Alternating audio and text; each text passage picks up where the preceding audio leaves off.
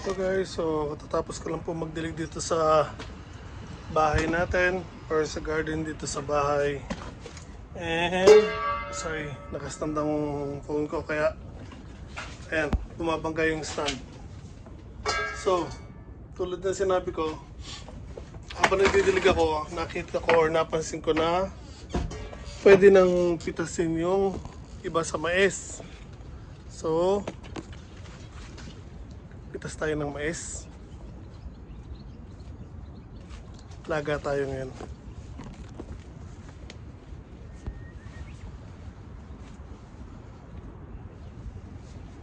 Okay guys, yan po ang mga mais natin. So now, pipitas tayo ng panglaga.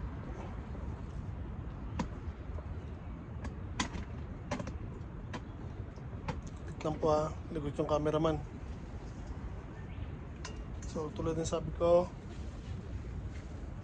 namimitas ako ng mais.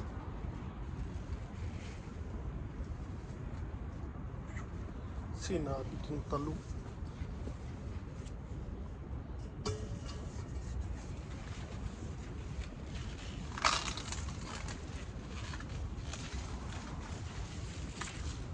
First one. So hindi pa masyadong maitim yung dahon niya. Tingnan lang natin.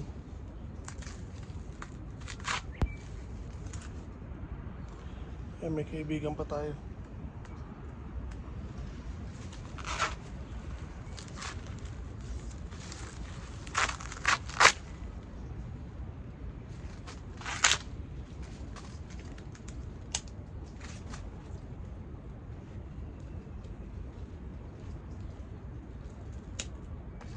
So mga ilang araw pa siya, hindi pa ganong kalaki yung laman niya. Dahil nga katingin, hindi pa masyadong maitim. So tingnan natin yung iba.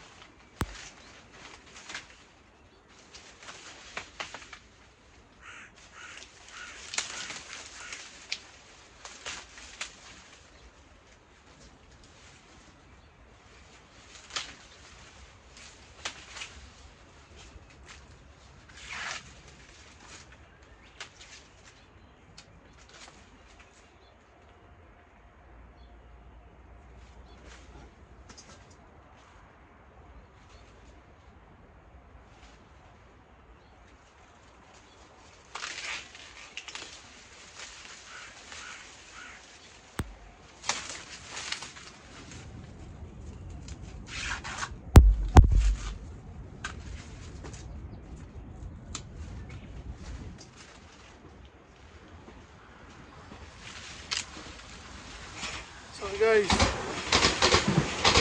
Yan, kumuha lang po tayo ng panlaga. So kung makikita nyo, yung iba hindi pa masyado malaki kasi actually mga ilang araw pa bago sila pitasin. Pero yung iba kasi okay na. And gusto ko lang maglaga.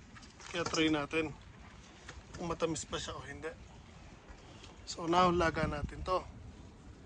Pero bago tayo pumasok sa loob ng bahay,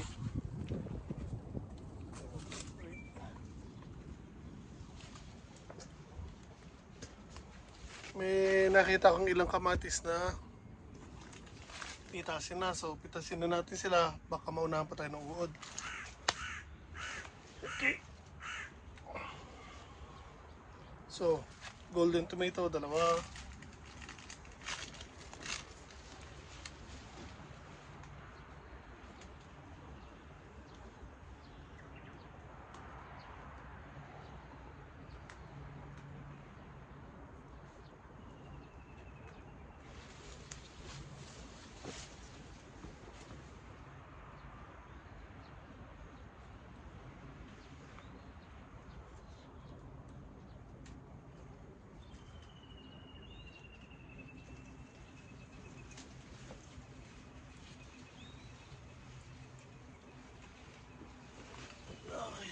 Ay, nalagdag. Naglag pa yung isa. So guys, tingnan. Ito ganda sana pero yan nakita nyo. Inuunahan kasi ako ng uod. Kaya yung iba kahit hindi pa masyadong hinog, pipitasin ko na. Kesa ayan o, maunahan tayo ng uod. So ito po, pinitas ko na po yung ibang kamatis.